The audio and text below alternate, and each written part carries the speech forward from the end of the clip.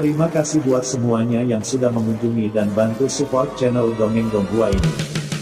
Semoga selalu dilancarkan usahanya, dimurahkan rezekinya, dan dimudahkan segala urusannya. Bagi yang baru bergabung, jangan lupa bantu subscribe. Aktifkan tanda lonceng. Klik like, komen, dan share channel Mimin ke penjuru alam semesta. Oke, mari kita kancutin ceritanya. The First Order, Bab 241-250, Dongeng Donghua. Bab 241, bertemu dengan prajurit Nano. Ren Xiaosu mengatakan bahwa itu nyaman bagi mereka untuk bermain, dan itu tidak benar-benar apa yang ingin mereka lakukan, tetapi jika tidak ada yang menatap mereka setiap hari, maka tidak ada yang tahu jika mereka telah mempertahankan posisi tinggi. Pada saat itu, Liu Taiyu tetap tinggal, mereka dapat menemukan tempat di garis depan untuk bersembunyi, atau memindahkannya. Seseorang bertanya di celah antara gerbong dan taksi, pemimpin pasukan, wakil pemimpin pasukan, mari kita lakukan kalau ada umpan meriam. Ya, Liu Weijiang membawa kami setengah peluru. Ketika saya berada di dataran tinggi yang strategis, saya tidak menembak dua tembakan. Saya tidak punya peluru. Bisakah saya menggunakan gigi untuk menggigit musuh? Pada saat ini, semua orang masih sangat kesal pada Liu Yujiang. Ketika para desertir bisa mengerti, semua orang ingin menjadi pembelot. Tetapi ketika saya pergi, saya mengambil begitu banyak bakon dan peluru, yang berarti bahwa saya harus pergi ke orang lain untuk mati. Sekarang tim tempur mereka tidak terlalu berbeda dengan tangan kosong. Ren Xiaosu memandang Li Qingzheng, jika Anda tahu seseorang akan melarikan diri, apakah Anda akan tinggal? Ya, bagaimanapun, ada orang lain di tim yang perlu melindungi keluarga mereka, kata Li Qingzheng. Yang paling menyedihkan tentang Li Qingzheng adalah dia menganggap semua orang sebagai saudara. Akibatnya, saudara-saudara melarikan diri dengan senjata dan makanan bahkan tanpa menyapa. Untungnya, mereka memiliki cukup makanan dan tidak lapar. Li Qingzheng menghela nafas, jika seseorang memberi Anda 1 juta, apakah Anda akan mengkhianatiku? Jangan terlalu banyak berpikir, Ren Xiaosu menghibur, kamu tidak punya uang sebanyak itu. Hati nurani seperti ini tidak menghasilkan uang. Li Qingzheng. Para prajurit di belakang mobil semua tertawa, tetapi beberapa orang masih khawatir, lelucon itu lelucon, apa yang kita inginkan menjadi umpan meriam. Ren Xiaosu berpikir sejenak dan berkata, tidak ada, aku akan pergi ke sana dan mencari solusi. Begitu semua orang mendengarkan Xiaosu, dia tiba-tiba merasa lega. Selama dia meminta Xiaosu untuk menemukan jalan, mereka tidak harus menjadi umpan meriam. Ketika tiba di pangkalan pada siang hari, semua kendaraan harus memasuki pangkalan maju untuk mengisi bahan bakar, jika tidak mereka tidak akan bisa berlari sejauh itu. Namun, pangkalan depan tidak peduli apa yang pasokan tentara swasta, dan beberapa pasukan swasta lapar.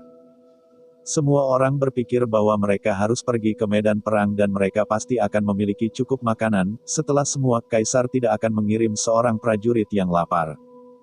Tetapi saya tidak berharap bahwa pasukan reguler Li ini benar-benar tidak melihat pasukan pribadi sebagai pribadi.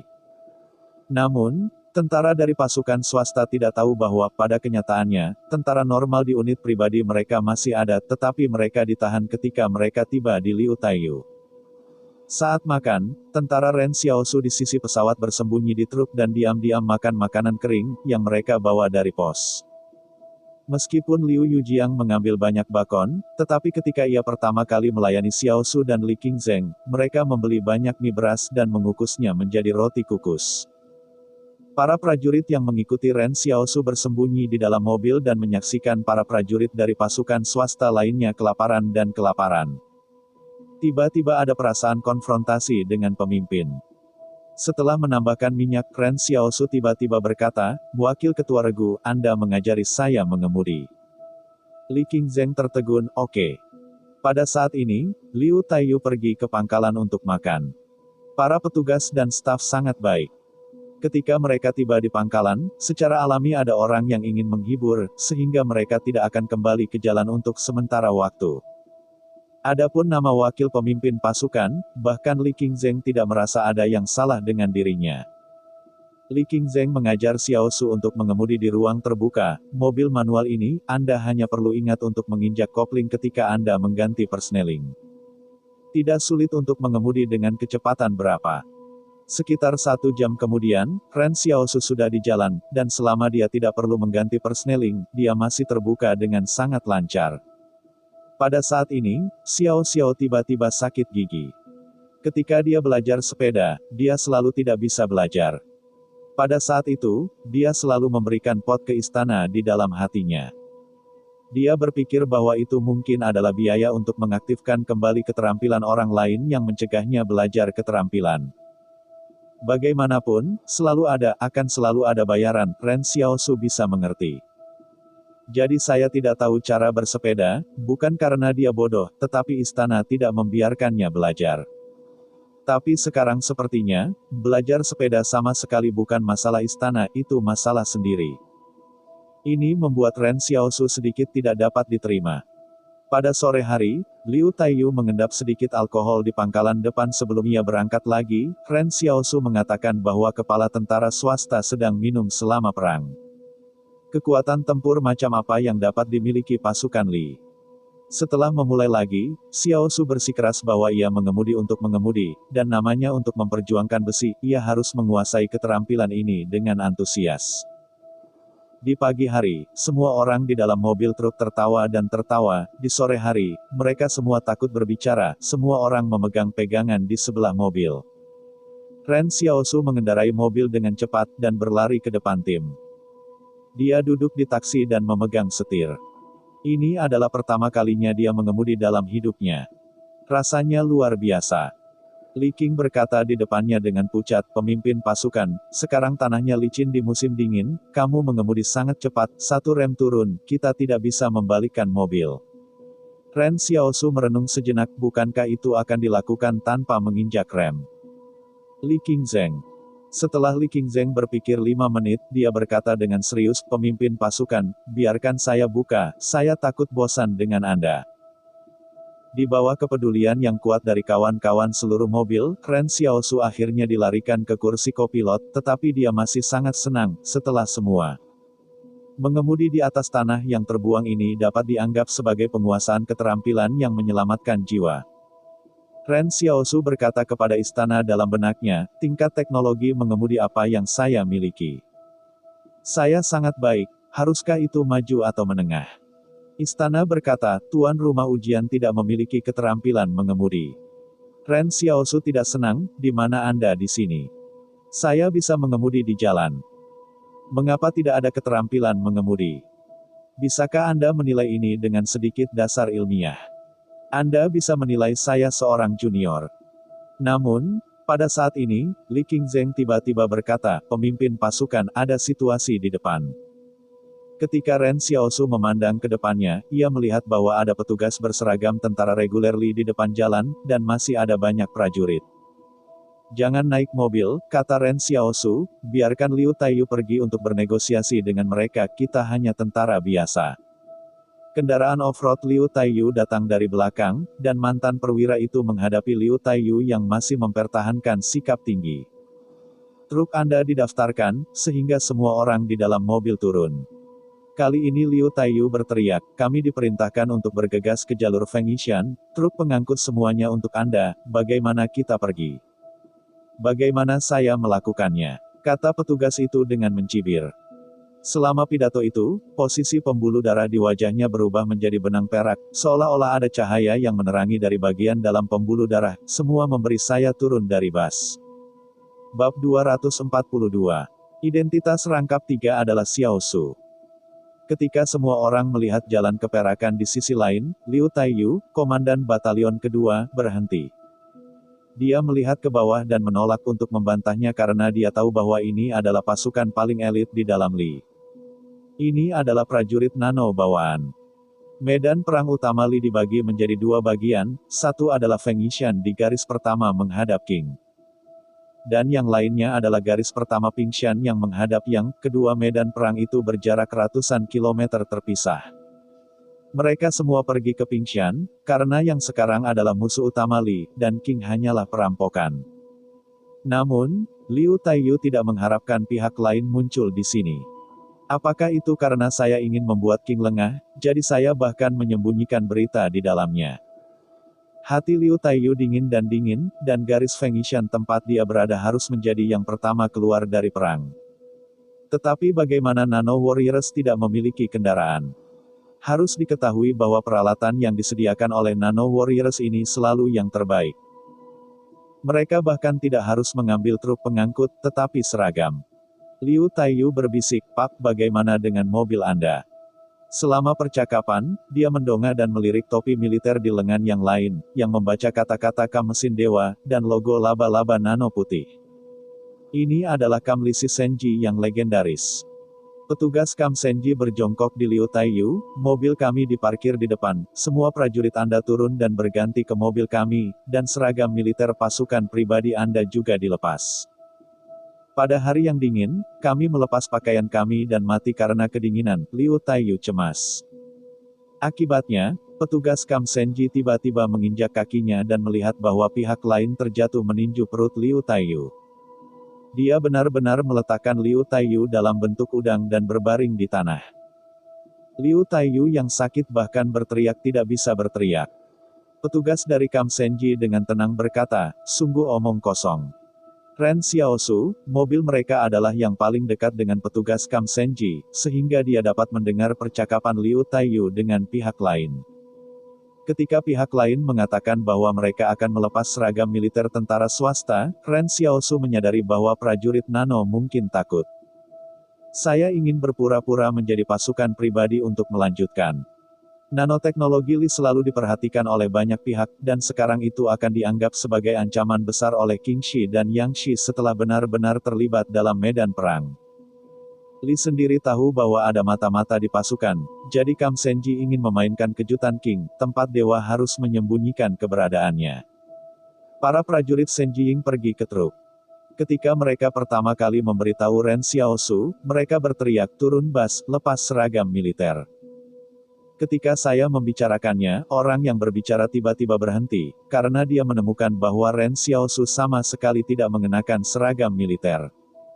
Ren Xiaosu senang, "Bukankah itu kebetulan?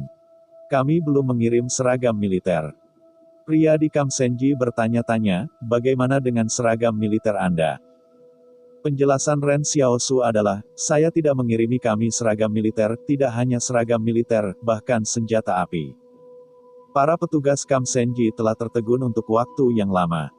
Mereka tidak menyentuh pasukan pribadi, jadi mereka tidak pernah memikirkannya. Petugas yang pingsan Liu Taiyu mencibir, dan dia menatap Liu Taiyu di tanah, "Kamu terlalu marah pada pasukan khusus militer. Aku membesarkanmu untuk menjadi belalang." Berbicara, dia sangat marah sehingga dia membanting kepala Liu Taiyu dan bahkan mengejutkan Liu Taiyu. Sejujurnya, petugas Kam Senji merasa bahwa rencananya sangat menyeluruh. Dia pertama kali berpura-pura menjadi pasukan pribadi yang dekat dengan medan perang untuk menghindari perhatian mata-mata, dan kemudian pergi ke pegunungan untuk pergi ke sisi-sisi King. Memberinya serangan kritis. Karena prajurit Nano sangat kuat, tentara biasa tidak bisa berjalan, mereka bisa pergi, sehingga mereka dapat mencapai tempat King yang tak terduga. Rencana ini juga disetujui oleh perintah. Semua orang berpikir bahwa mereka akan menargetkan tubuh yang, sehingga serangan terhadap King Shi pasti akan mengarah pada kemenangan besar. Jika ada kelemahan dalam King Shi, yang juga bersedia mengambil manfaat lebih banyak dari King Shi. Alasan ketiga pihak untuk memulai perang adalah, dalam analisis akhir, untuk keuntungannya. Siapapun yang menjadi pihak yang paling cacat di medan perang ini akan menghadapi serangan paling kejam. Oleh karena itu, meskipun rencana ini tidak sempurna, itu dapat dianggap sebagai prajurit yang aneh. Akibatnya, para petugas Kam Senji tidak pernah membayangkan bahwa langkah pertama dari rencana itu akan setengah jadi. Seragam militer pada mereka dapat dilihat secara sekilas sebagai seorang lelaki dari Kam para dewa. Bahkan jika mobil tentara swasta dibuka, itu tidak dapat disembunyikan. "Apa yang kita lakukan sekarang?" tanya seorang petugas di Kam Senji. Petugas utama Kam Senji berkata, "Masukkan pakaian kasual mereka, kenakan seragam militer, biarkan mereka terus ke garis Fengshan." Dan biarkan mata-mata di tentara memusatkan perhatian mereka pada mereka. Mata Ren Xiaosu cerah, dan ia dapat dianggap sebagai pasukan pribadi, Departemen Investigasi Khusus, dan identitas tiga pihak. Ren Xiaosu tidak takut pada terlalu banyak identitas dalam tubuhnya sendiri. Lagi pula, lebih baik melakukan sesuatu. Para prajurit Kam Senji berbisik setelah membangunkan Liu Taiyu, lanjutkan ke arah Feng Yishan, pergi ke sana dalam waktu 10 hari. Jika Anda tidak tiba, tunggu pengadilan militer. Saya akan mengirim 5 prajurit nano. Ikuti kamu, jangan main trik. Mengatakan, petugas Kam mesin dewa ini benar-benar memberi Liu Taiyu pergelangan kaki elektronik, hanya perlu membawa jenis itu pada satu pergelangan kaki. Tetapi melihat lampu merah berkedip di pergelangan kaki, tampaknya memposisikan Liu digunakan oleh Taiyu. Tetapi fungsi ini mungkin tidak begitu mudah untuk ditemukan, jika tidak pihak lain dapat yakin bahwa Liu Taiyu akan melaksanakan perintah mereka. Bahan monitor dan Nano Warriors mengikuti pasukan pribadi ke garis Feng Yishan, ini adalah rencana asuransi ganda. Ini juga merupakan bagian dari rencana untuk memutuskan untuk sementara menggantikan pasukan swasta. Konsorsium tahu apa sifat kami itu, sehingga semua orang umumnya tidak repot-repot memasang mata-mata di unit-unit swasta. Dan bahkan jika mereka sementara mengganggu rencana operasional pasukan swasta, itu tidak akan berpengaruh pada situasi keseluruhan. Petugas Kam Senji berkata dengan dingin, hari ini kamu berkemah di tempat yang sama dan mulai besok. Namun, Ren Xiaosu sangat ingin tahu. Orang-orang ini jelas bukan kekuatan penuh dari Kam Senji. Lagi pula, dia bahkan tidak melihat Lin Qi dan Kapten Minggu ini. Saya tidak tahu apakah ada kesempatan untuk mengumpulkan beberapa robot nano. Pada saat ini, Li Qingzheng bertanya, apakah kita harus mengganti seragam militer Kam Senji? Ren Xiaosu mengangguk, untung. Li Qingzheng menatap mata Ren Xiaosu yang bersemangat, apakah Anda punya rencana untuk Xiaosu? Beritahu semua orang tentang hal itu. Setelah berganti ke seragam Kam Senji, Ren Xiaosu berkata, ayo kembali ke markas depan yang saya lewati dan makan enak. Semua orang terkejut setelah Anda mengganti seragam Kam Senji, hal pertama yang harus dilakukan adalah kembali ke pangkalan untuk berbaring dan berbaring. Li Qingzheng menemukan bahwa tidak peduli apa identitasnya, dia dapat menggunakannya dengan sangat percaya diri. Bab 243, Campur dan Minum. Xiaosu, apakah kita benar-benar tidak melakukan apa-apa? Li Qingzheng merendahkan suaranya dan bertanya, dia sangat panik sekarang. Ren Xiaosu memimpin dan berjalan di pegunungan. Pakaian yang mereka kenakan telah diganti dengan seragam militer Kam Senji. Para prajurit nano dari Kam Senji telah pergi, hanya menyisakan 5 orang untuk mengawasi pasukan pribadi agar tiba di garis Feng Yishan tepat waktu. Saat ini, semua pasukan pribadi mengenakan seragam militer di Kam Senji. Sebagai gantinya, 5 prajurit nano mengenakan pakaian pemeliharaan teknik tentara swasta, dicampur dalam tentara swasta. Pakaian ini pada awalnya disiapkan untuk tukang reparasi dan juga merupakan standar untuk setiap unit yang dibangun secara pribadi. Namun, upah personil pemeliharaan teknik selalu relatif tinggi. Seseorang dalam ketentaraan tahu cara memperbaiki mobil. Jadi Liu Taiyu memberikan penyelundupan militer ini ke mulut pribadi. Pakaian tidak dikirim untuk mendapatkan uang. Jika Anda perlu membelinya secara terpisah, diperkirakan Liu Taiyu meletakkan pena ini. Uang juga dikurangkan.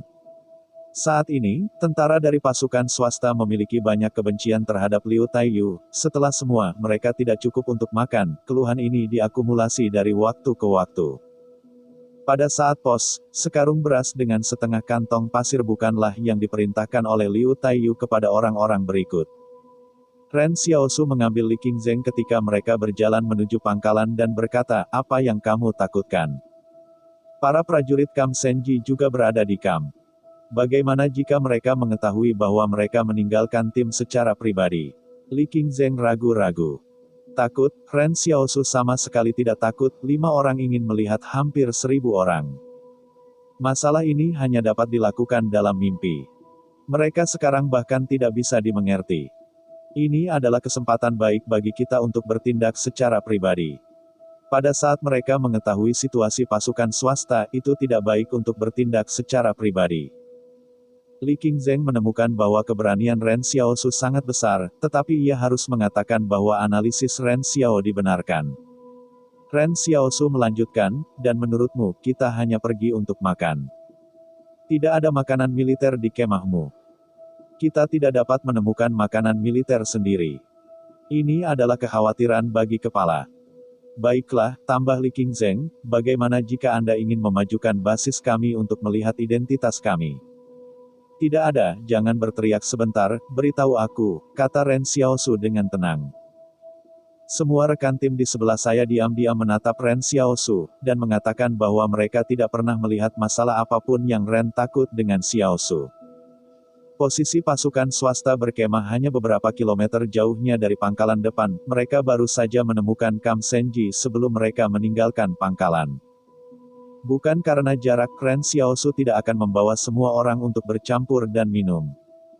Ketika saya tiba di pangkalan, skuadron di pintu segera menghentikan Ren Xiaosu dan yang lainnya. Li Qingzheng baru saja bersiap untuk maju dengan sabar, tetapi ketika dia melihat Xiaosu naik, dia ditendang keluar. Orang-orang Kam Dewa juga berani berhenti, berani gemuk apakah itu. Pada siang hari, mereka juga ingin pergi ke pangkalan untuk makan, dan hasilnya adalah cemoohan oleh orang-orang di pangkalan, mengatakan bahwa orang-orang yang dipindahkan tidak layak makan di sini. Sekarang Xiao Xiao telah mengambil kesempatan itu, tentu saja dia tidak akan lunak. Para prajurit dari pos penjaga melihat baju besi para dewa di tangan mereka, mereka bahkan tidak berani mengenakannya, membiarkan Xiao Su bergoyang dan berjalan masuk. Pada awalnya, Li Qingzheng masih sedikit takut. Akibatnya, dia berjalan, dan mereka semua mengikuti Deng Xiaosu keluar dari momentum. Ke dalam kantin pangkalan depan, Ren Xiaosu segera mencium aroma makanan. Ada banyak pasukan yang dibuka Li ke garis depan, tidak hanya dia pergi ke garis depan, tetapi juga pensiun dari garis depan. Oleh karena itu, makanan di pangkalan depan selalu dipasok 24 jam sehari. Dan bahkan ada barak yang menyediakan air panas 24 jam. Sekelompok koki menggoreng piring di kafetaria, dan Xiao Su, yang mengambil piring stainless steel, digunakan untuk memasak nasi dan sayuran. Orang yang bertanggung jawab atas kantin datang dan melihat situasi ini. Dia berkata dengan hati-hati, maaf, kami belum menerima surat penerimaan dari Anda. Ren Xiaosu, dia tidak mengerti aturan militer, jadi dia tidak tahu bahwa pasukan memasuki markas depan dan bahkan membutuhkan surat penerimaan. Pada waktunya, Li Qingzheng meremas keringatnya. Biarkan saja Xiaosu dengan dingin berkata, aku akan memakan makananmu, aku harus memberimu surat penerimaan. Apakah kamu melihat ke bawah ke kam mesin dewa saya? Sekelompok tentara di sekitar Ren Xiaosu menatapnya dengan ekspresi kagum, semua orang tidak tahu bagaimana Ren Xiaosu bisa begitu percaya diri. Orang yang bertanggung jawab atas kantin berkata dengan suara rendah, jangan berani, tetapi bisakah saya melihat kartu perwira militer Anda? Ketika sampai pada hal ini, sudah ada tentara sporadis di sekitar, dan Xiao Xiao menyelinap keluar kartu petugas-petugas investigasinya sendiri. Dia berkumpul di telinga kantin dan berkata, dokumen ini hanya Anda yang telah melihat, jumlahnya hanya periksa, berani bocor untuk berhati-hati dengan kulit Anda. Orang yang bertanggung jawab atas kantin melihat kartu petugas dan membantingnya. Bagaimana dia mengenakan seragam militer Kam Senji? Ternyata itu sertifikat resmi petugas investigasi khusus. Ini terlalu aneh. Dia cepat-cepat menyelinap tangannya dan memeriksa nomor itu. Dan semua yang ditampilkan di mesin itu nyata. Orang yang bertanggung jawab atas kantin tertegun. Dia memberitahu orang yang bertanggung jawab atas pangkalan ke pangkalan. Akibatnya, bos juga merasa malu. Semua orang berpikir tentang ini mungkin situasi yang sangat istimewa, atau tidak memprovokasi lebih baik, bukankah itu makan? Dia akan selesai makan. Ren Xiaosu menghela nafas sambil makan, dan identitasnya sebagai penyanyi 2 dalam 1 dari skuadron-skuadron cukup baik. Makanan di ruang makan sangat kaya, dan ada lebih dari selusin jenis daun bawang. Sebelum pergi, semua orang meninggalkan lebih dari selusin cangkul di tangan mereka. Pemandangan ini telah melihat staf di kafetaria. Apakah mesin dewa? Bukankah itu berarti kam para dewa itu sangat mahal?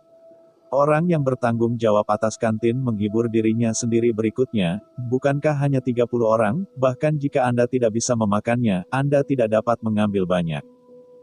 Sementara Ren Xiaosu memimpin tim ke kamp, Li Qingzheng dipenuhi satu persatu, seharusnya ada 4 atau 5 pangkalan di depan, dan bagaimanapun kita lapar. Pemimpin pasukan sangat kuat. Cukup bagi kita untuk makan selama beberapa hari. Para prajurit dalam tim menepuk-nepuk Ren Xiaofan yang menyanjung satu persatu, yang membuat kesombongan Ren Xiaosu semakin meluas. Ketika saya kembali ke kamp, saya bertemu orang lain. Orang-orang lain dalam kelompok tempur melihat Ren Xiaosu. Mereka penuh mulut, dan ada cangkul di tangan mereka. Seorang pemimpin tim iri dan menangis, bisakah kita berbagi tipuan kita, kita semua lapar selama sehari. Tiba-tiba, istana mengeluarkan misi, bantu kawan-kawan untuk meringankan penderitaan karena kelaparan.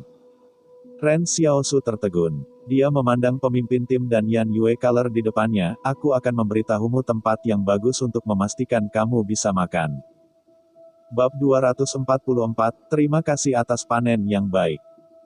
Pemimpin tim mendengus, di mana? Ren Xiaosu merendahkan suaranya dan berkata kepadanya, maju ke pangkalan, ada 4 kilometer jauhnya dari kita. Tidak hanya bisa makan dengan seragam militer kita, tetapi juga untuk mengeluarkannya. Pemimpin tim membiarkan Xiaosu mengatakan bahwa dia akan pergi ke pangkalan untuk makan. Dia ragu pada saat itu. Bagaimana jika orang-orang yang diteruskan ke pangkalan mengetahui? Namun, dia memandang Ren Xiaosu dan yang lainnya. Bukankah ini kisah sukses yang khas? Siapapun bisa memakannya, dan orang lain bisa memakannya dengan seragam Kam Sentai. Ketua tim dengan tulus berkata, terima kasih, saudara. Terima kasih dari Wang Dingguo +1. Penyelesaian tugas, hadiah peta pembelajaran keterampilan dasar. Ren Xiaosu tiba-tiba menerima koin terima kasih ini, ditambah pemberitahuan untuk menyelesaikan tugasnya, itu seperti menyalakan lampu untuk Ren Xiaosu. Saat pemimpin tim akan mengajak saudara-saudara makan malam, mereka dihentikan oleh Xiaosu. Ren Xiaosu berkata dengan serius, apakah orang lain mengatakan terima kasih?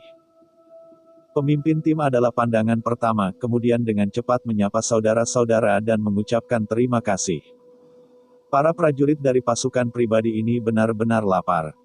Perhatian yang diberikan Xiaosu kepada mereka benar-benar menyelesaikan masalah kelangsungan hidup mereka, jadi kebanyakan orang berterima kasih kepada mereka semua.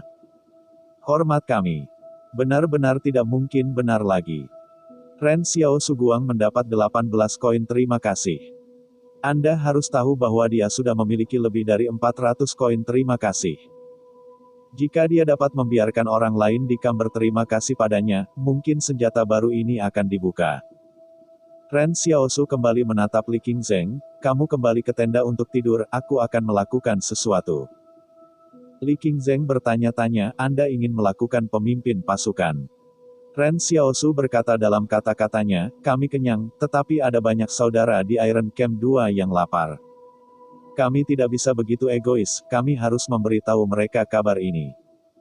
Li Qingzheng sedikit malu ketika dia membiarkan Xiaosu berkata begitu. Tiba-tiba dia merasa bahwa wilayahnya masih belum cukup. Tidak ada cinta yang besar di hatinya. Pada saat ini, Li Qingzheng mengambil inisiatif untuk mengatakan, maka kami akan bertindak dengan Anda secara terpisah, sehingga pemberitahuan lebih cepat. Ren Xiaosu mengubah wajahnya, tidak, kamu sudah lelah selama sehari, kamu harus cepat-cepat istirahat.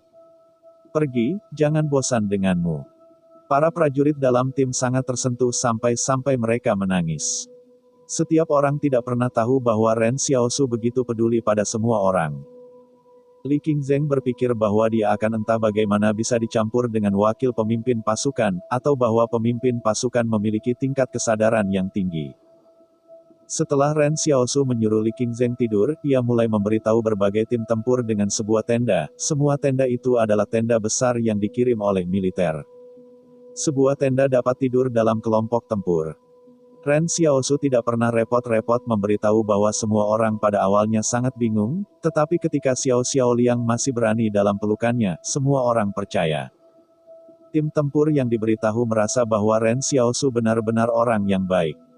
Itu adalah permintaan yang harus mereka ucapkan terima kasih, sedikit aneh. Ren Xiaosu menghitung koin terima kasihnya sendiri. Dengan hanya 1 jam waktu, koin terima kasih dengan cepat naik menjadi lebih dari 900 buah, yang lebih banyak dari panen sebelumnya. Benar saja, ketika orang lapar, perasaan untuk makanan akan sangat saleh. Ren Xiaosu membuka tirai tenda dan berkata, apakah kamu lapar? Aku tahu ada tempat. Pada saat ini, 5 prajurit nano di tenda diam-diam menatap Ren Xiaosu, dan Xiao Xiao dengan tenang tersenyum dan berkata, oh, maaf, repot. Ide bagus. Setiap tenda di kamp ini persis sama di mata Ren Xiaosu, siapa yang tahu orang yang ada di tenda. Pada titik ini prajurit nano bergegas keluar dari tenda, berhenti. Apa maksudmu? Tetapi ketika mereka baru saja selesai, mereka menemukan bahwa tirai banyak tenda di luar dibuka, dan tidak ada dari mereka yang ada di dalam. Para prajurit nano dengan cepat melihat pangkuan, diikuti oleh napas dingin, yang setengah kosong, dan mereka bahkan tidak menyadarinya. Pada saat ini, prajurit tentara swasta yang baru saja makan di luar telah kembali. Sekelompok orang saling bahu-membahu, dan beberapa orang masih menggunakan tusuk gigi untuk mengambil gigi mereka. Bukan hanya itu, tetapi orang-orang ini masih berteriak di lengan mereka, dan sekilas mereka telah menginstal banyak hal. Para prajurit nano datang kepada mereka. Ketika orang-orang ini menemukan prajurit nano, mereka tiba-tiba menjadi ketakutan. Para prajurit nano dari Senjing bertanya dengan dingin, di mana saja kamu? Seseorang gemetar dan menjawab, kami pergi ke pangkalan untuk makan. Prajurit nano mengatakan ini, apakah itu begitu mudah dimakan? Banyak orang kembali setelah makan, dan mereka semua dihukum di kamp. Para prajurit nano mencibir di sekitar orang-orang ini dan mencibir, tidak sah dari barak, apakah Anda tahu apa kejahatan itu? Dia berkata, dia menghancurkan cangkul di lengan beberapa orang ke tanah, dan kemudian mendorong mereka menjadi kue dengan kakinya, kamu. The Nano Warrior memerintahkan 3 orang, beri aku cangkul di tanah. Para prajurit tentara swasta yang diperintahkan tidak berani mengatakan apa-apa, mereka segera menghancurkan cangkul berujung datar dan memasukkannya ke mulutnya. Prajurit nano memandang mereka, siapa yang menyuruhmu pergi ke pangkalan untuk makan? Tepat setelah mengatakan ini, dia terkejut menemukan bahwa hampir semua mata tertuju pada tubuh Ren Xiaosu. Tidak hanya itu, tetapi beberapa orang juga mengambil inisiatif untuk mengidentifikasi Xiaosu. Jadi, orang-orang yang pergi makan di seluruh kamp militer diberitahu oleh Ren Xiaosu. Ini mudah dilakukan, dan baik-baik saja untuk menghukum Xiaosu sebagai pribadi, dan ini tidak akan menyebabkan metamorfosis. Bahkan, para petugas kamp Senji ini juga sangat tidak berdaya. Jika hanya 1 atau 2 orang yang melakukan ini, mereka dapat menghukum mereka sepenuhnya, tetapi sekarang ada terlalu banyak orang yang melakukan kesalahan. Bagaimana jika mereka semua menyalahkan kamp militer untuk perubahan? Karena itu, yang terbaik adalah menghukum hanya 1 orang untuk membunuh ayam dan monyet. Namun, beberapa petugas kamp Senji tidak dapat menemukan apa-apa. Dia memandang Ren Xiaoxuan dan berkata, mengapa Anda memberitahu orang lain untuk pergi ke pangkalan untuk makan? Ren Xiaosu merenung sejenak, ayam rebus di pangkalan sangat lezat. Petugas Senjing. Selama pidatonya, wajah petugas kamp Senji telah berubah. Dia memutuskan untuk membawa Xiaosu ke Liwei malam ini. Baru pada saat itulah Xiaosu berbisik kepada seorang prajurit nano Senanbat, mari kita bicara 1 langkah. Prajurit nano itu bingung dan mengikuti Ren Xiaosu ke samping. Ren Xiaosi tidak ragu untuk menunjukkan kartu petugas penyidik khususnya, saya curiga ada mata-mata King di kamp militer ini. Anda harus bekerja sama dengan saya untuk menemukannya. Tetapi saya belum memiliki petunjuk. Anda tahu bahwa saya tidak tahu bahwa orang ketiga tahu. Nano Warrior. Ren Xiaosu sedang memikirkannya. Omong kosong dan altar Li sangat besar. Jika Anda memiliki benda kecil ini, pihak lain pasti akan dapat mengikuti. Panci itu tidak berwarna putih. Perubahan malam ini membuat prajurit nano sedikit kewalahan, dia merasa sangat baik.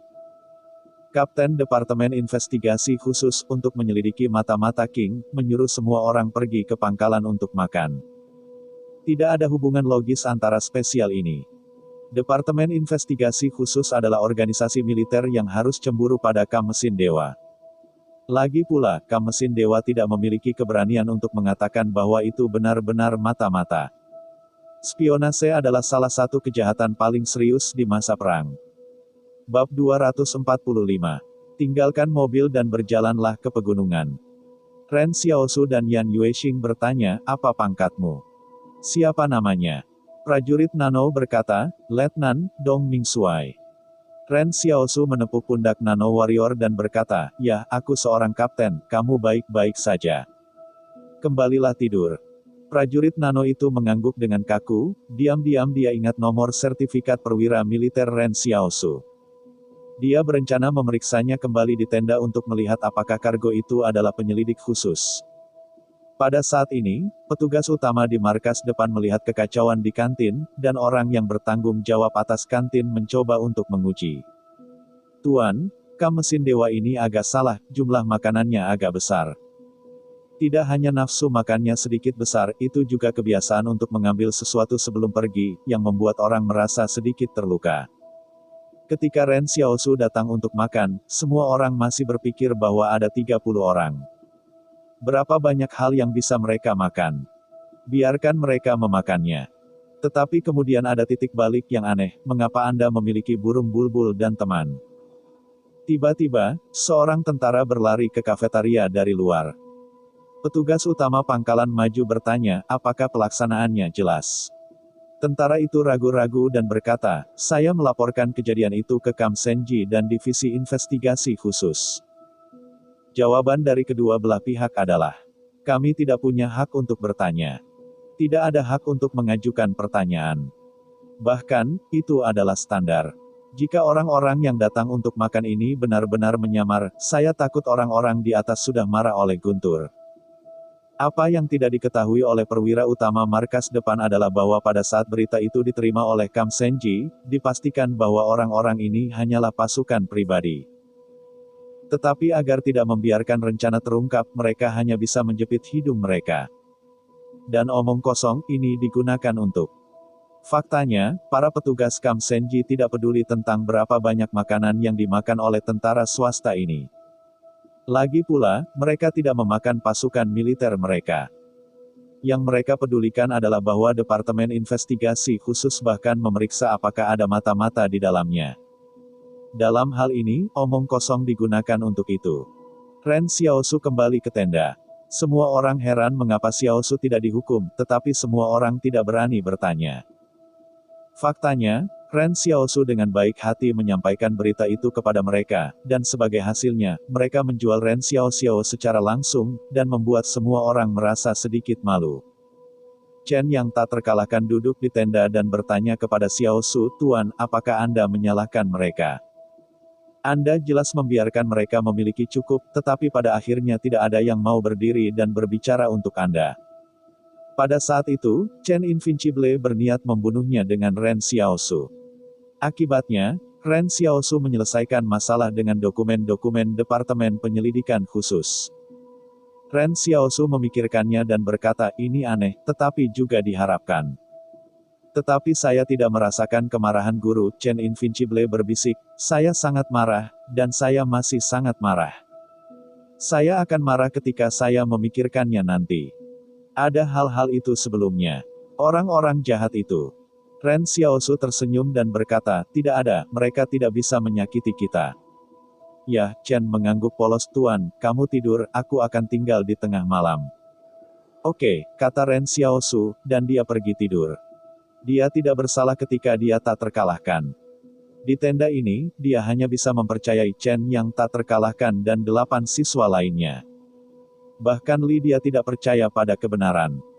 Dan Chen tak terkalahkan di antara mereka itu adalah akumulasi waktu, termasuk para siswa, yang tidak pernah menjualnya di penghalang. Tentu saja, yang paling terpercaya adalah Chen yang tak terkalahkan. Li Qingzheng memandang Ren Xiaosu, dan tiba-tiba merasa hati Xiaosu benar-benar besar. Setelah banyak hal terjadi malam ini, ia bisa tertidur. Chen Invincible duduk di sebelah Ren Xiaosu, melarang siapapun mendekat, tidak ada yang bisa melakukannya.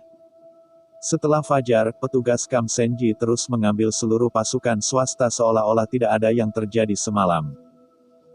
Gunung Fengyi, Gunung Tantou, dan Gunung Suanglong sangat panjang.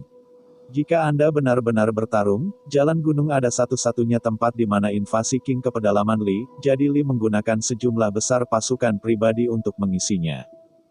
Kosong, digunakan sebagai makanan meriam. Dikatakan bahwa Gunung Suanglong dulunya adalah kota sebelum bencana, terletak di persimpangan Sanjiang dan ada bendungan di hulu. Setelah bencana, tidak ada pengelolaan bendungan, sehingga tidak ada banjir dan banjir. Akhirnya, bendungan memecahkan tanggul dan sungai dialihkan, kota yang direbus keras mengubah seluruh kota yang makmur menjadi Zeguo. Di musim panas, seluruh area akan diselimuti oleh transpirasi uap air, dan hujan akan terus berlanjut. Untungnya, ini musim dingin, dan sekarang musim dingin semakin dingin, dan beberapa anak sungai kecil membeku. Pada saat keberangkatan, semua orang mengalami masalah lain. Kam Senji yang sebenarnya telah mengemudikan truk pengangkut pergi. Mereka ingin mengganti mobil dengan mobil, tetapi mereka telah melupakan masalah.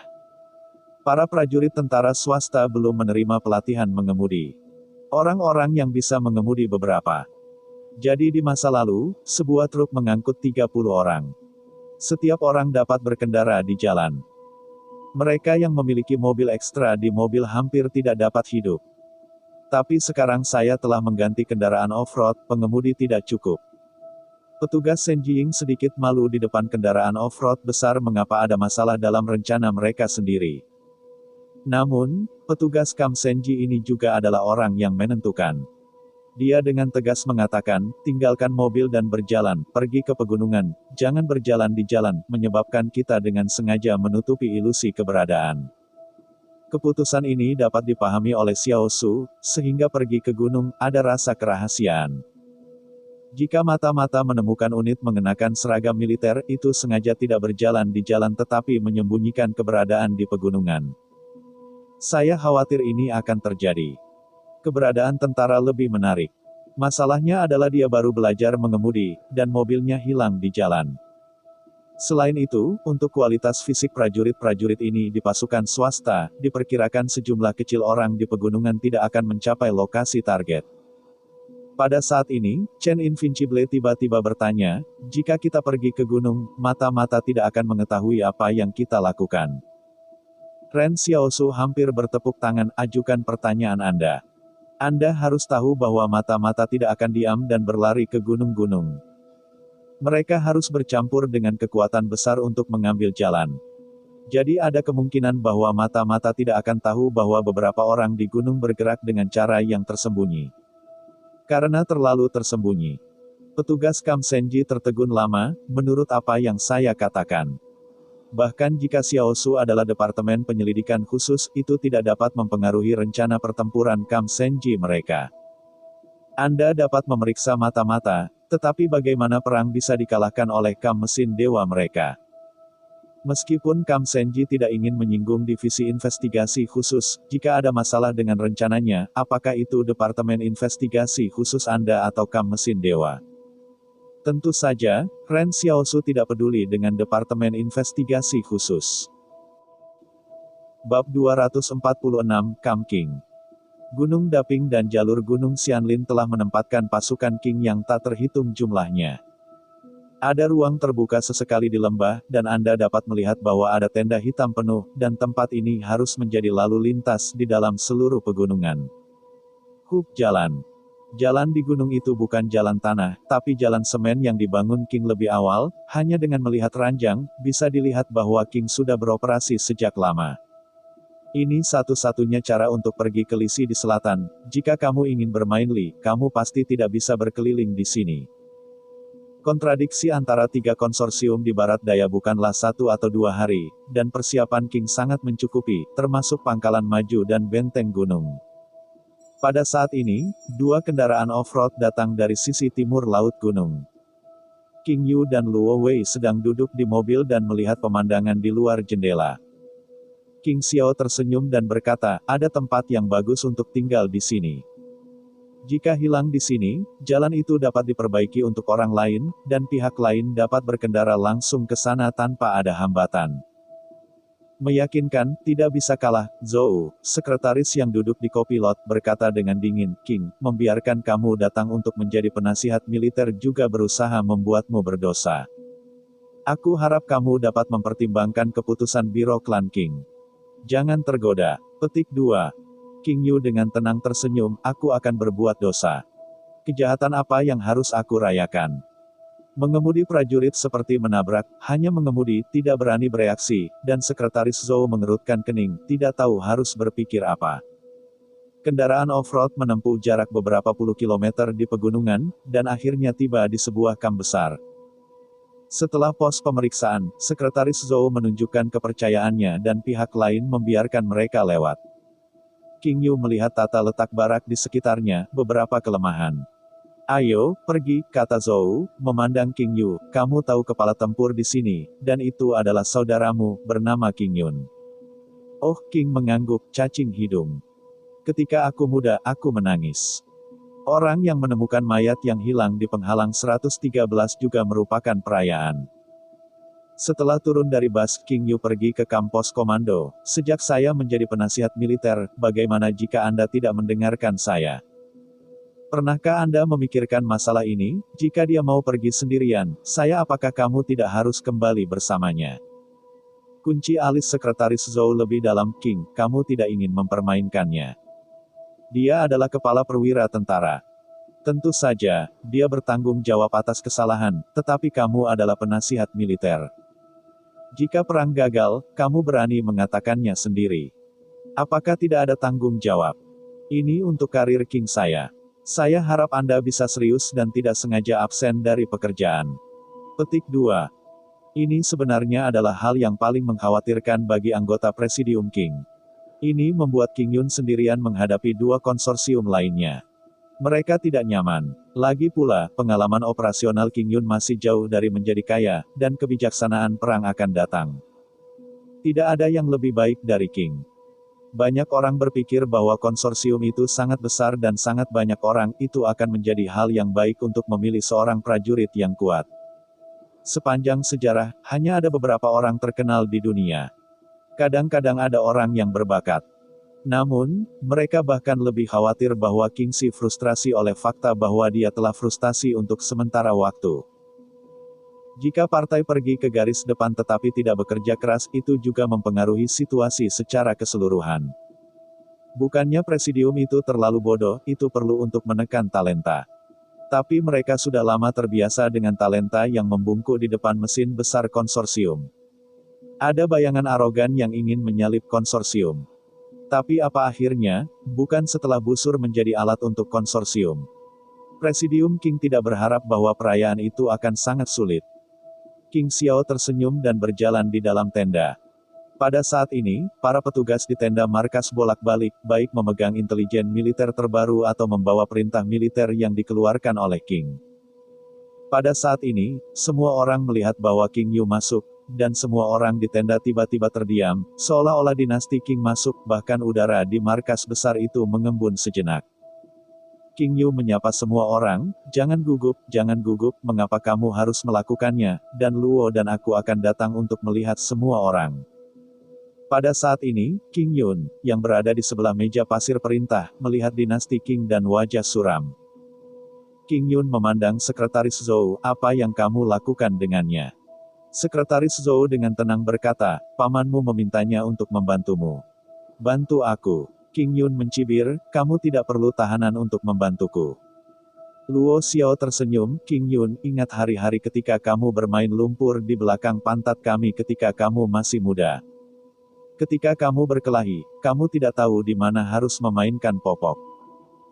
Sekretaris Zhou berkata dengan marah, cukup, barat daya akan sangat berubah. Anda masih punya mood untuk meremas seperti anak kecil di sini. King, mereka akan menjadi penasihat militer Anda. Mari kita bicara tentang situasi saat ini dan mengadakan pertemuan militer. King Yun melirik mereka dan berkata kepada ajudan di sebelahnya, beritahu petugas dari setiap urutan pertempuran untuk datang ke pertemuan. Bagaimanapun, King Yun tidak berani melanggar perintah presidium, karena presidium telah meminta King untuk menjadi penasihat militer, ia harus bekerja sama dengan dia di muka. Sehingga bahkan jika terjadi kesalahan, tidak ada yang akan menghitung kesalahan di kepalanya. Selama pertemuan, King Yan duduk di meja konferensi dengan mata terpejam. Dia tidak tahu apakah dia telah mendengar laporan dari petugas dari berbagai urutan pertempuran, dan Luo Wei hanya tidur di atas meja. Seorang perwira berkata, sekarang kita ditempatkan di jalur Dapingshan dan Xian Linsan. Li Dan yang seharusnya tidak mudah dilakukan. Perang ini terutama merupakan kontradiksi antara mereka berdua. King Yu tiba-tiba berkedip dan menyela, bodoh. Pos komando terdiam, dan King Yu melanjutkan dengan mengatakan, filosofi di medan perang ini adalah bahwa kecuali untuk rakyatnya sendiri, semua pertempuran adalah musuh. Mengapa Anda berpikir bahwa Li Dan yang memiliki kebencian, sehingga mereka tidak akan datang? Ambil inisiatif untuk melawan kita. Petik 2. Saluran dingin King Yun, Li adalah karena yang telah merebut mereka. King Yule, itu bukan merampok yang. Saya mengambilnya untuk yang, tapi ingat apa yang saya katakan. Karena saya telah datang ke sini, itu pasti akan menjadi tujuan Li. Jika kita defensif, itu mungkin akan menjadi prioritas dari dua lainnya. Karena alasan ini, mereka bahkan rela melepaskan kebencian satu sama lain, karena kepentingan invasi King sudah cukup untuk membuat mereka tergoda. King Yun menatap King Yu, dia telah hidup dalam bayang-bayang dinasti King selama lebih dari 20 tahun. Ketika dia pergi ke taman kanak-kanak, semua orang mengatakan bahwa ada orang lain yang lebih baik darinya. Dia dipanggil King Yu, sekolah dasar, sekolah menengah, naik. Universitas masih sama. Pada akhirnya, semua orang bahkan pergi ke kamp militer. Semua orang masih mengatakan bahwa perang King Qi lebih kuat daripada semua orang di King. Tetapi bahkan jika dia begitu jijik dengan perayaan itu, dia masih harus duduk di atas meja dengan King Yu untuk membahas situasinya. Karena dia ingin presidium memahami bahwa dia lebih patuh daripada King. Bab 247. Rayakan kekuasaan. King Yun memandang King Yu, saya harap Anda mengerti bahwa saya adalah kepala sekolah di sini, Anda dapat memberikan nasihat, tetapi jangan berpikir bahwa seluruh perintah hanya cerdas untuk Anda. Setelah beberapa saat, saya melihat King Yun, saya tidak mengatakan bahwa saya pintar sendirian, dan Luo Wei baik-baik saja. Pada saat ini, Luo Wei terbangun oleh suara itu, dan bertanya dengan mata mengantuk, hei. Apa katamu? King Xiao tersenyum dan berkata, aku mengatakan itu di tenda markas ini, kecuali aku dan Luo Wei, mereka bodoh. Luo Hao duduk tegak dan berkata, King Yu berkata benar. Wajah King Yun tiba-tiba berubah sangat jelek, apakah itu pintar, bukankah itu tahanan? Namun, ketika dia baru saja selesai berbicara, King Xiao tersenyum kepadanya, jika Anda membiarkan saya terus menjadi kepala petugas di sini, King akan selesai. Mulai sekarang, saya akan mengambil alih semua urutan pertempuran di garis depan. Sekretaris Zhou, Anda kembali dan memberitahu orang tua itu, pikirkan katakan sesuatu anekdot dan tunggu sampai Anda menyelesaikannya. Segera setelah suara itu jatuh, ajudan di sebelah sisi King tiba-tiba menarik pinggangnya dan mengarahkan senjatanya ke kepala King dan menarik pelatuknya. Suara tembakan sangat keras di tenda, dan petugas di sekitarnya ingin berseru, tetapi suara itu semua tertelan. Orang kepercayaan King Yun segera ingin membalas, tetapi mereka menemukan bahwa ada 4 atau 5 orang di seluruh kamp. Dan mereka menembakkan senjata pada saat yang sama dan mengarahkan pistol ke arah mereka. Semua orang di tenda tertegun sejenak, dan pada saat ini semua orang ingat apa yang telah dilakukan sebelum perayaan.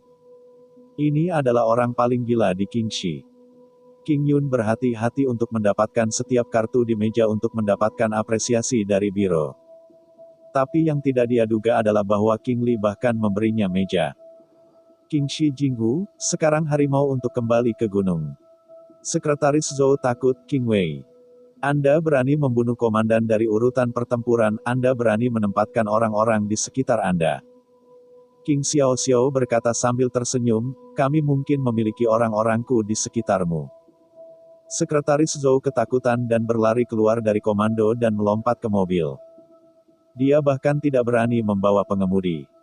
Dia mengendarai kendaraan off-road. Ini bersih, kata Luo sambil tersenyum malas, bagaimana kita bertarung? Pertama, atur ulang rumah, kata King, dan dia melirik meja pasir dan berkata, garis pertahanan menyusut. Jangan menyebarkan kekuatan ke Gunung Daping. Urutan pertempuran yang bertanggung jawab untuk penyelidikan harus terus dimasukkan ke dalam medan perang untuk mencegah diserang oleh Li dan Yang. Senjata berat di pegunungan sulit untuk memainkan peran paling penting, dan perbaikan jalan mereka tidak baik, tetapi dua prajurit Nano harus berhati-hati. King Yu terus mengaku, meskipun saya belum melihat seperti apa para prajurit Nano, tapi kami tidak memiliki 3 perang, kita cenderung diperlakukan sebagai kesemek terobosan. Jika kita pertama mengungkapkan kekurangan, maka perang ini bisa sedikit menyenangkan. Jadi apa yang harus kita lakukan sekarang bukan untuk menyerang orang lain, tetapi untuk membuat kesalahan. Papan ini terlalu besar, hanya pemain yang membuat lebih sedikit kesalahan yang bisa menyelesaikan permainan sampai selesai. Berkata King Yu memandang Luo Wei, besok kamu akan pergi ke sisi yang untuk berbicara dengan mereka tentang kondisinya, pertama-tama kita akan membunuh Li. Luo Wei menjawab, tetapi dia mendengarkan King Yu dan berkata kepada orang lain. Kamu pergi ke Li, bicarakan kondisi dengan Li, kami dapat membantu mereka menarik keluar posisi defensif Pingshan Yang, dan sekarang berangkat. Jika kamu berhasil, kembali dan aku akan memberimu ingat kerja bagus. Orang ini adalah orang kepercayaan, tetapi King Yu tidak membunuhnya, tetapi untuk membayar tanggung jawab yang berat ini. Setelah orang itu pergi, Luo Wei menurunkan suaranya dan dengan penasaran berkata, mengapa kamu tidak membiarkan aku pergi ke Li? Li sudah gila, kata King lembut, dan ada orang gila di sana, akan mati.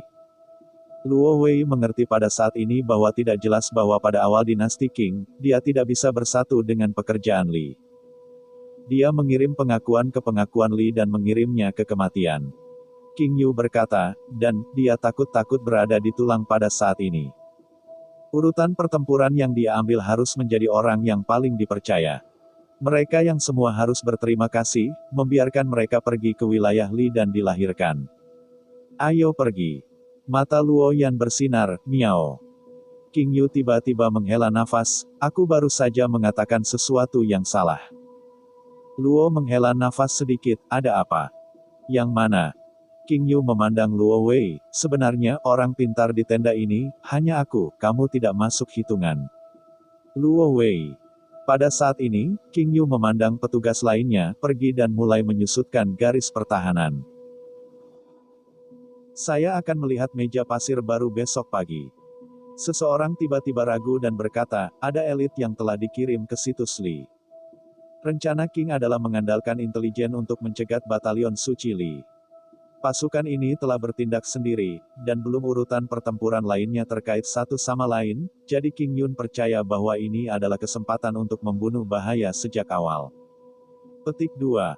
Saya merayakannya, kapan Anda mengirimnya, kemana Anda mengirimnya? Sudah seminggu sejak saya berangkat. Saya pergi ke Feng Yishan dan Suang Longshan, kata petugas itu. King bertanya, ingat mereka tidak perlu memainkan langkah ini saat ini. Petugas ragu-ragu, saya khawatir sudah terlambat. Ren Xiaosu, mereka mendaki gunung. Pada saat ini, karena suhu rendah di pegunungan, salju tidak berubah, dan sangat sulit untuk bepergian. Akibatnya, salju telah naik di langit. Li Qingzheng menghisap hidungnya dan berkata, saya ingin tahu bahwa hari ini, saya harus menyembunyikannya. Saya pikir saya bisa menjalani kehidupan yang baik di tentara swasta. Hasilnya lebih menyakitkan daripada sebelumnya.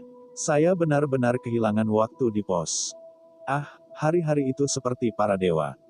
Tentara di tim tempur lain di sebelahnya penasaran apakah Anda sangat nyaman di pos. Bagaimana kita bisa sengsara? Li Qingzheng mendengarkan orang lain dan segera tutup mulut, dia tidak bisa memberitahu orang lain, mereka mengirim mangsa ke serigala. Salju semakin besar, dan Ren Xiao memandang ke atas ke langit. Di padang belantara, begitu salju begitu besar di pegunungan, setidaknya seminggu, aku tidak bisa melangkah lebih jauh. Aku takut aku akan tersesat. Bagian depan petugas Kam Senji berbalik dan berkata, apa yang kamu takutkan, kita memiliki posisi GPS, kita tidak akan kalah. Sekarang kita harus mendengarkan kita dan melanjutkan. Setelah pemogokan Liu Taiyu, komandan batalion dari Batalion 2 Besi, dia koma dan kemudian mulai demam tinggi. Bahkan tidak ada satu hitungan pun di seluruh Iron Camp. Semua orang hanya dapat mendengarkan kemah Tuhan dan melanjutkan.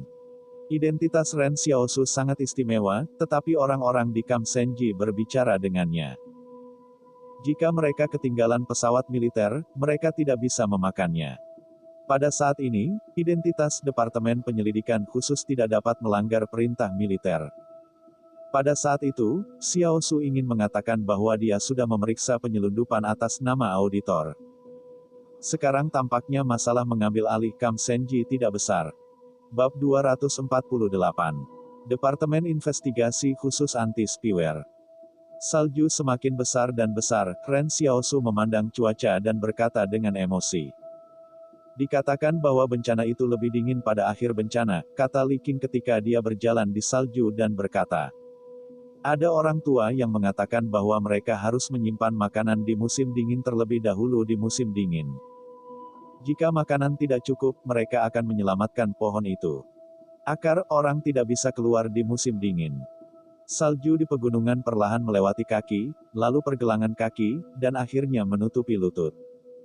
Salju datang terlalu cepat dan terlalu mendesak, sehingga para petugas Camp Senji ragu-ragu untuk terus bergerak maju. Dia melihat GPS-nya, dan ketika dia melihat GPS itu masih bekerja, hatinya sedikit menurun.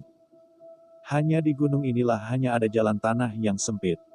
Pada saat ini, salju akan menutupi jalan.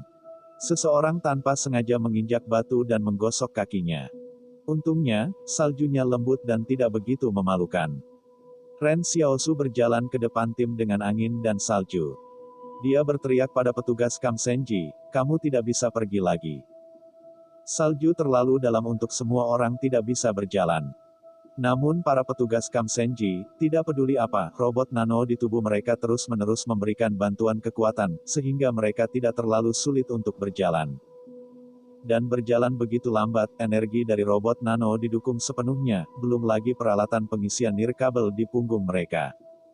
Peralatan pengisian nirkabel adalah standar pasukan reguler dari Camp Senji, dan harus dibawa dalam perang. Sebelumnya, para petugas Camp Senji mengatakan bahwa mereka harus membawa salju dan bergerak maju. Jika mereka tiba-tiba berubah pikiran untuk sementara waktu, bukankah mereka terlalu jelek? Seorang petugas Camp Senji berkata dengan dingin, saya tidak bisa sampai ke lokasi target tepat waktu. Apakah Anda bertanggung jawab atau saya bertanggung jawab? Ren Xiaosu terlalu malas untuk terlibat dengan mereka begitu banyak, tetapi sebaliknya mengatakan, pergantian berada di depan salju, apakah Anda melihat bagaimana serigala berbaris di salju? Anda perlu terus berputar anggota untuk keluar di depan jejak kaki, sehingga orang-orang di belakang akan banyak hal yang baik untuk dilakukan. Satu persatu tim tempur bergiliran memecahkan salju, dan akan lebih mudah untuk bepergian. Setelah mendengarkan ini, petugas Senjing melihat ke belakang dan melihat ke belakang mereka sebagai prajurit tentara pribadi yang kelelahan. Para petugas saling memandang dan berkata satu orang, seperti yang Anda katakan, setiap tim tempur adalah 15 menit ke depan, dan tidak ada yang dibiarkan malas. Setelah perintah itu diteruskan, seluruh tim berbaris berjalan dari segerombolan lebah di salju dan berubah menjadi garis panjang yang sempit. Ren Xiaosu menghela nafas lega, yang setidaknya mengurangi beberapa beban dan membuat tim bergerak lebih teratur. Tiba-tiba, istana berkata dalam benaknya, tugas bantu kawan-kawan yang ada di belakang tim untuk mengimbangi tim. Tugas ini telah membuat penggilingan kecil, dan sekarang tidak ada yang tertinggal. Dan kelompok keponakan ini juga menjualnya sebelumnya, dan dia membantu kelompok orang ini. Pada saat ini, Ren Xiaosu tiba-tiba melihat tim di belakangnya. Seseorang berlari ke pegunungan. Dia tiba-tiba merasa ada sesuatu yang salah. Ini adalah pembelot yang ingin melarikan diri. Ada juga bantuan dari Liu Taiyu yang bertanggung jawab atas perang untuk mencegah seseorang menjadi pembelot. Tapi sekarang Liu Taiyu telah dalam keadaan koma, dan penguatan perusahaan tidak terlalu baik, dan para prajurit yang memperkuat perusahaan harus bertanggung jawab atas rotasi Liu Taiyu. Ren Xiaosu merasa bahwa kelompok orang ini mencoba untuk melemparkan Liu Taiyu di jalan sebagai pembelot. Ren Xiaosu menyaksikan pria itu bergegas ke sisi gunung. Pada saat ini, dia hanya memikirkan satu hal di dalam hatinya, ketika para desertir tidak dihitung sebagai sebuah tim. Ini tentu saja merupakan masalah. Banyak orang melihat pembelot itu, sama seperti orang lain yang bersemangat untuk bergerak, mereka tiba-tiba melihat Ren Xiaoyu keluar, dan kecepatan salju tidak turun ke tanah. Sebelum setengah menit, Ren Xiaosu mengambil pembelot kembali dan bahkan membayar senjata di sisi lain. Ren Xiaosu menyeret kaki para desertir ke tim, dan berkata dengan hati yang sudah lama menderita, gunung itu tidak aman, jadi kau lari ke gunung kalau terjadi sesuatu. Para desertir putus asa, aku tidak bisa melarikan diri, kamu lepaskan aku berdiri dan pergi. Melihat pembelot itu diurus oleh Xiaosu, ia membajak jalan bersalju yang dalam di salju, bahkan, Xiaosu tidak mau bergerak dengan kasar meskipun pihak lain menjual dirinya sendiri kemarin. Tidak pantas bagi Xiaosu untuk menjadi pihak lain. Dan ketika pembelot murni karena orang lain ingin hidup, tidak ada yang salah dengan itu. Karena itu, ketika Ren Xiaosu menangkap para desertir, dia hanya melucuti senjatanya, dan dia tidak memukul siapapun. Namun, Ren Xiaosu, dia ingin menyelesaikan tugas yang salah. Dia tidak salah. Masih ada titik di mana Xiaosu tidak berbohong. Pada saat ini, jika seseorang pergi sendirian ke gunung bersalju, ia akan mati. Setidaknya dia sendiri tidak pernah pergi ke gunung dalam cuaca badai salju. Ren Xiaosu menyapa orang lain, beri aku sepanjang waktu, jangan menjadi pembelot dan dengarkan tidak. Berkata, Ren Xiaosu datang untuk memperkuat kompi dan berkata, meskipun komandan batalion sekarang dalam keadaan koma, apakah Anda harus mengambil tugas dan tahu? Dengan bantuan Liu Taiyu, bahkan para prajurit sedikit malu, bagaimana orang yang terlantar ini bisa begitu luas. Ren Xiaosu berkata kepada petugas Kam Senji, jika seseorang lolos dan menemukan rencanamu oleh orang lain, maka apa yang kamu lakukan sekarang tidak ada gunanya. Para petugas Senjiying berpikir bahwa ini benar. Mereka memalingkan kepala dan berkata kepada orang-orang yang memperkuat perusahaan, pergilah, kamu telah memberi saya seluruh tim, dan siapapun yang pembelot. Li Qingzheng memandangi bagian belakang Ren Xiaosu dan berkata, meskipun saya tidak tahu apa yang dimainkan pemimpin pasukan kami, kemampuannya untuk membodohi orang benar-benar kuat. Tetapi pada saat ini, salah satu tim tiba-tiba jatuh di salju, dan orang yang lewat tidak menatapnya, bahkan kawan-kawan dalam kelompok tempur yang sama tidak berniat untuk merawatnya. Ren Xiaosu menghela nafas dalam hatinya. Dia berpikir bahwa jika penyelamat ditangkap, bahkan jika tugas itu selesai, dia tidak mengharapkan tugas menjadi lebih sulit dari sebelumnya. Masih tidak merasakan akhirnya, satu orang di tim pingsan. Orang-orang ini tidak dilengkapi. Lagi pula, Kam Senji baru saja mengeluarkan perintah.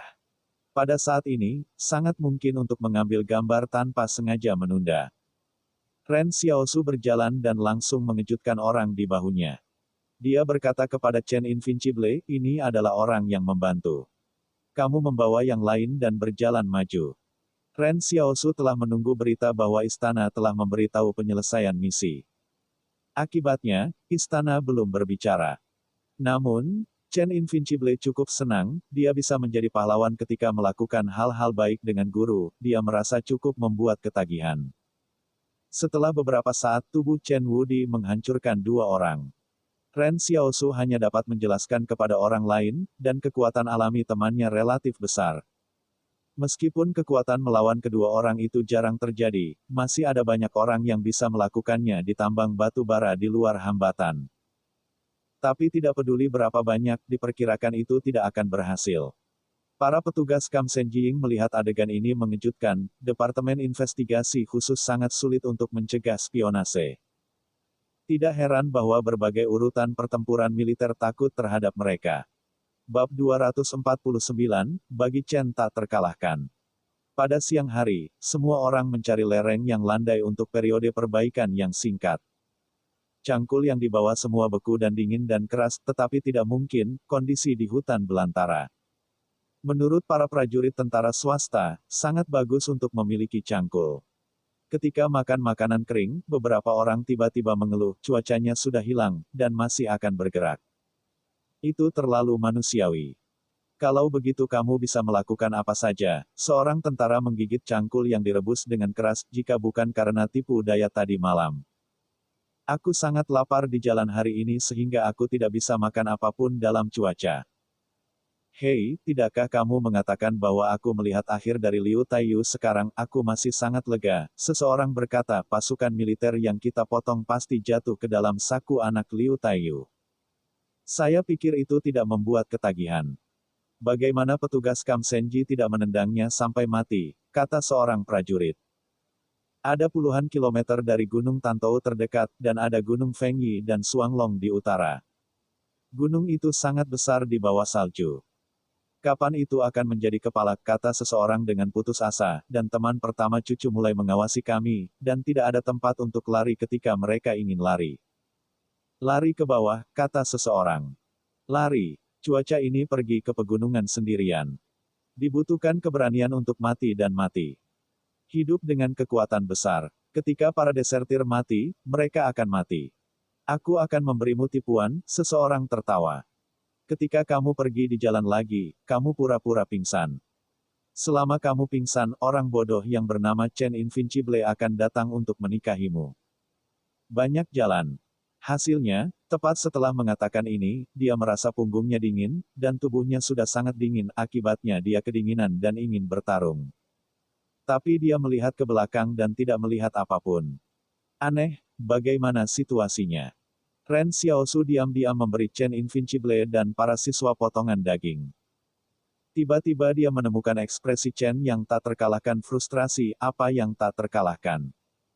Chen Wudi berbisik, Tuan, saya telah memulihkan kemampuan saya untuk mengikuti angin. Ren Xiaosu tertegun, tak terkalahkan, Qitian Daseng tidak akan mengikuti angin. Chen Wudi menjelaskan, sekarang, versi Jemaat Agung Qitian ini.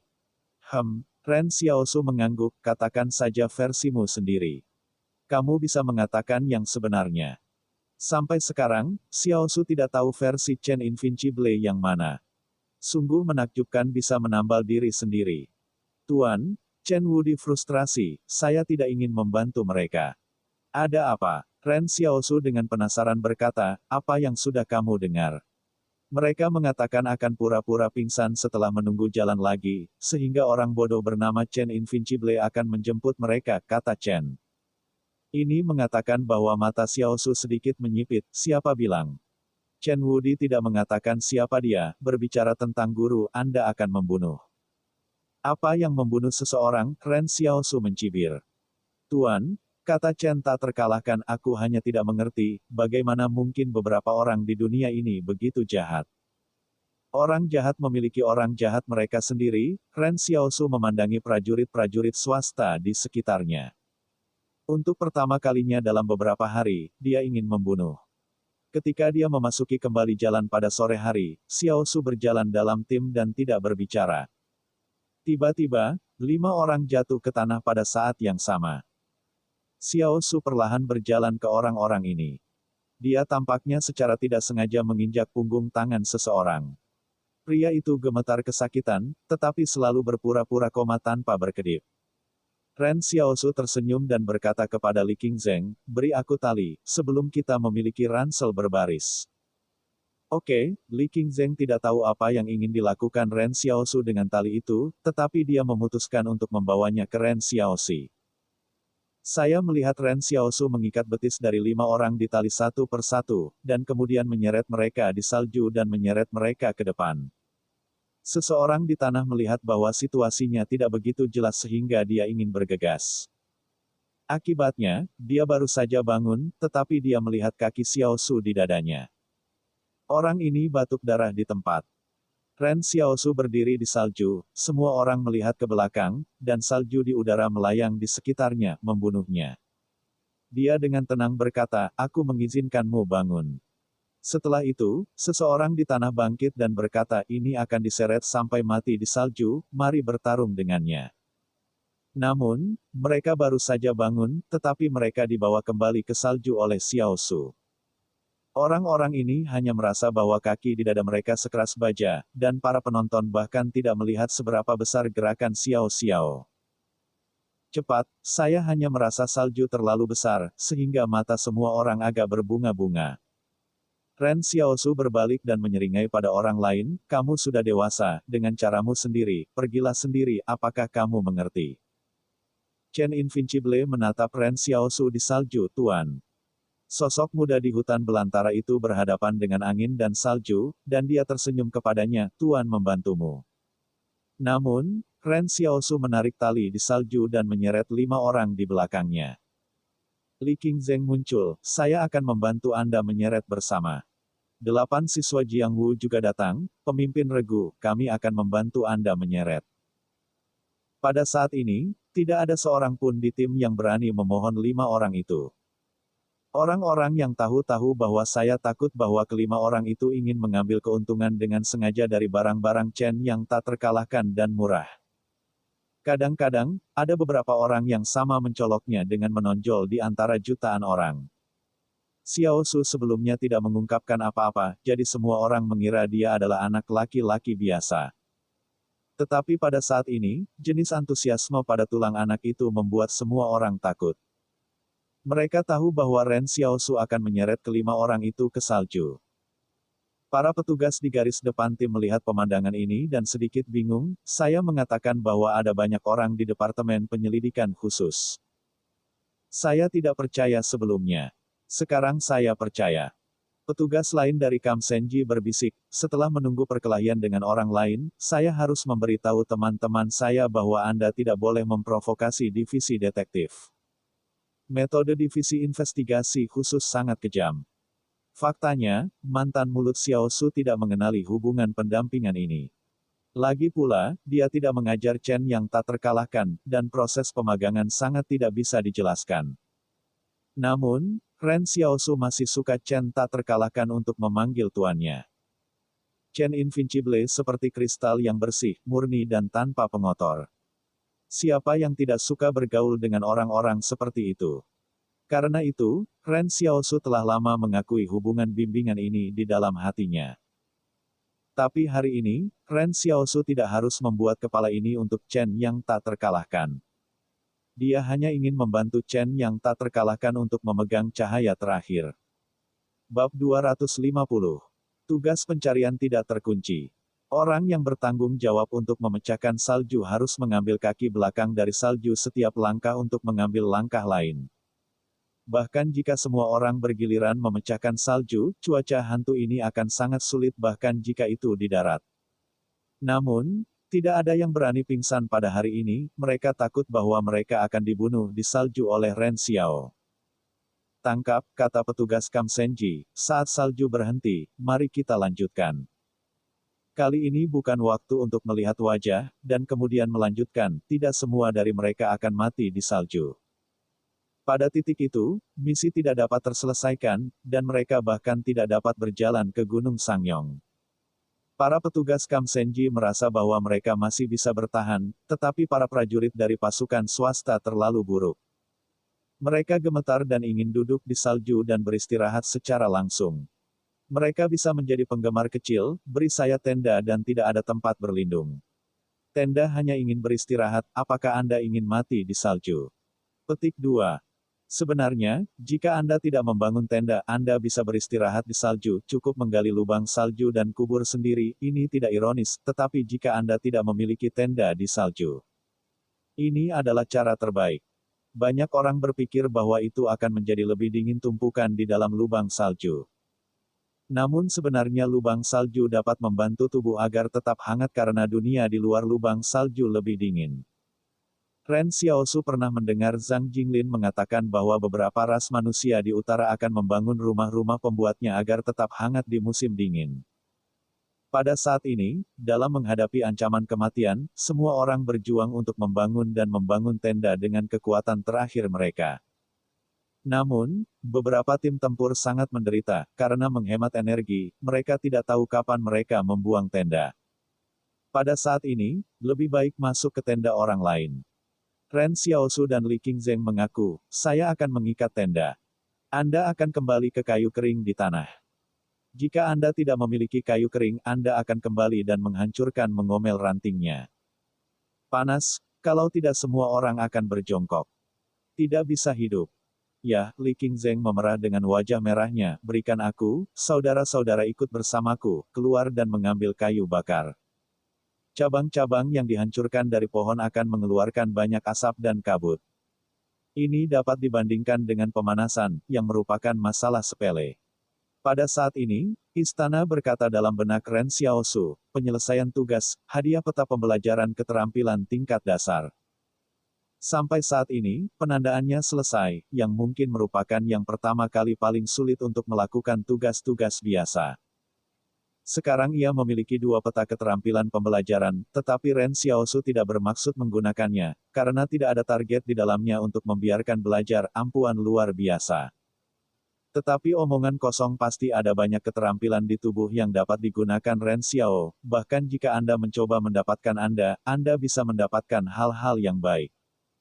Namun, kata-kata istana belum selesai. Ia melanjutkan, pencarian selesai, membuka mesin penjual otomatis item baru, benih. Mata Ren Xiaosu cerah, dan pencarian ini akhirnya mencapai waktunya, dia selalu merasa bahwa waktunya yang panjang dan dapat dihitung dengan hati-hati. Dia melihat ke dalam istana dan melihat mesin penjual otomatis di istana berdiri dengan tenang, dan sebuah kisi baru muncul di sebelah kisi-kisi poker yang meledak. Salah satu biji di kisi berserakan di dalamnya, tetapi yang mengejutkan Millet muda adalah bahwa benih itu tampak berbeda, apakah penampilan benihnya berbeda, dan tanaman yang tumbuh akan berbeda. Kotak-kotak yang baru dibuka seperti kotak permen di toko kelontong. Kertas pembungkus berwarna-warni mewakili selera yang berbeda, sedangkan biji berwarna berbeda mewakili kegunaan yang berbeda. Istana tidak menjelaskan apa itu.